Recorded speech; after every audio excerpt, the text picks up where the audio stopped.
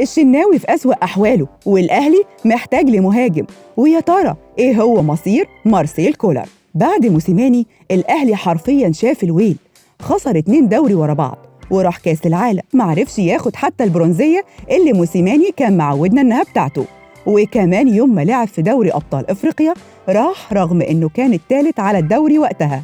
لكن اللي خدم الأهلي إن الخطاب اتبعت للاتحاد الإفريقي لما كان الأهلي الثاني على الدوري.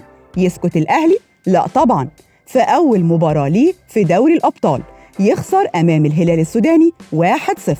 سواء كنت أهلاوي أو لا، فإحنا كلنا متأكدين إن الأهلي مش في مستواه من بعد رحيل موسيماني. والسبب في ده إن الفريق اللي موجود دلوقتي محدش عارف يستغله زي ما كان موسيماني مستغله.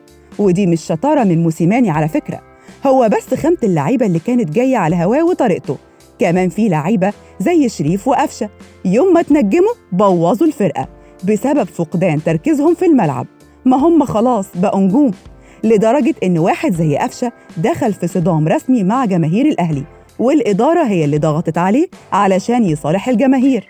ده غير تراجع مستوى الشناوي في الملعب وتعمده إثارة الشغب مع الفريق المنافس، أو حتى يزعق للعيبة والجماهير بتهاجمه لأنه حرفياً مش بيصد. وواضح برضه من اللي شايفينه إن الإدارة مش عايزة تجيب بدائل للعيبة الحالية، واحتمال كبير ينتهي الأمر برحيل مارسيل كولر عن الأهلي بسبب إن الأهلي مش عايز يجيب له الصفقات اللي هو طالبها، واللعيبة الحالية دون المستوى المطلوب للعب لفريق كبير زي النادي الأهلي.